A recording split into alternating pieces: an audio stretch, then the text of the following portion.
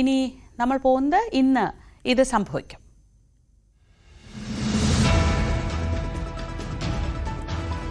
രൂക്ഷമായ വന്യജീവി ആക്രമണത്തിൽ പ്രതിഷേധിച്ച് വയനാട് ജില്ലയിൽ UDF ഹർത്താൽ തുടരുന്നു.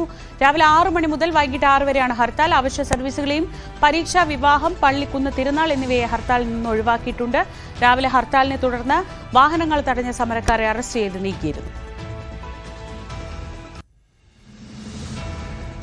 പുതിയ ആദായ നികുതി ബിൽ ഇന്ന് പാർലമെന്റിൽ അവതരിപ്പിക്കും. ആകെ 23 അധ്യായങ്ങളാണുള്ളത്. പാർലമെന്റിന്റെ ഇരുസഭകളും പാസാക്കി രാഷ്ട്രപതി ഒപ്പുവെച്ച് വിജ്ഞാപനം ഇറക്കുന്നതോടെ പുതിയ ബിൽ പ്രാബല്യത്തിൽ വരും.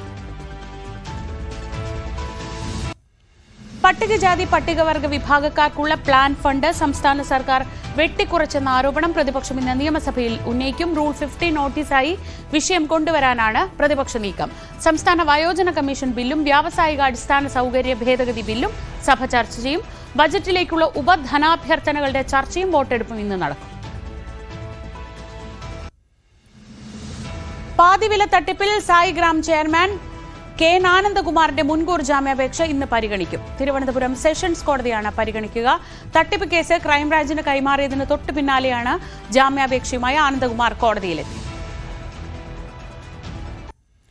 മുനമ്പം ജുഡീഷ്യൽ കമ്മീഷൻ നിയമനം ചോദ്യം ചെയ്ത് നൽകിയ ഹർജി ഹൈക്കോടതി ഇന്ന് പരിഗണിക്കും. വഖഫ് സ്വത്തുക്കൾ ഉൾപ്പെടുന്ന ഭൂമിയിൽ ജുഡീഷ്യൽ കമ്മീഷൻ നടത്തുന്ന അന്വേഷണം തടയണമെന്നാവശ്യപ്പെട്ട് കേരള വഖഫ് സംരക്ഷണ വേദി നൽകിയ ഹർജിയാണ് ഹൈക്കോടതിയുടെ പരിഗണനയിലുള്ളത്. ഹർജിയിൽ ഹൈക്കോടതി ഉയർത്തിയ ചോദ്യങ്ങൾക്ക് സർക്കാർ മറുപടി നൽകും.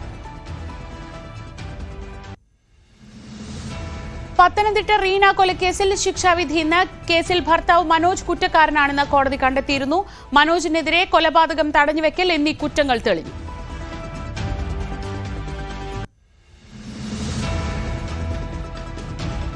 ആലപ്പുഴ ചേർത്തലയിൽ മരിച്ച സജിയുടെ പോസ്റ്റ്മോർട്ടം ഇന്ന്. നിലവിൽ അസ്വാഭാവിക മരണത്തിന് കേസെടുത്ത പോലീസ് പോസ്റ്റ്മോർട്ടത്തിന് ശേഷം കൂടുതൽ നിയമ നടപടികളിലേക്ക് കടക്കും.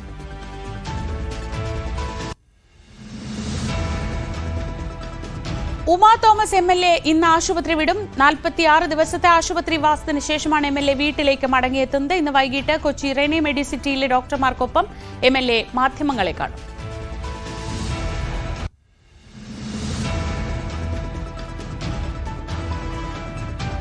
ശസ്ത്രക്രിയയ്ക്കിടെ വയറ്റിൽ കത്രിക കുടുങ്ങിയ സംഭവത്തിൽ നീതി തേടി ഹർഷിന ഇന്ന് സത്യാഗ്രഹം ഇരിക്കും.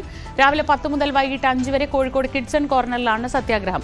K മുരളീധരൻ സത്യാഗ്രഹം ഉദ്ഘാടനം ചെയ്യും.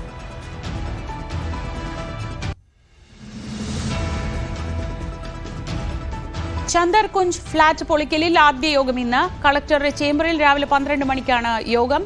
താമസക്കാരെ ഒഴിപ്പിക്കൽ, ഫ്ളാറ്റ് പൊളിച്ചു നീക്കൽ, പുനർനിർമ്മാണം, സുരക്ഷ എന്നീ കാര്യങ്ങളിൽ തീരുമാനമെടുക്കും. സൗദി ജയിലിൽ കഴിയുന്ന അബ്ദുൾ റഹീമിന്റെ മോചനക്കേസ് ഇന്ന് റിയാദ് കോടതി വീണ്ടും പരിഗണിക്കും. കേസ് പരിഗണിക്കുന്നത് 8ാം തവണയാണ്. പ്രതീക്ഷയോടെ റഹീമിന്റെ കുടുംബം.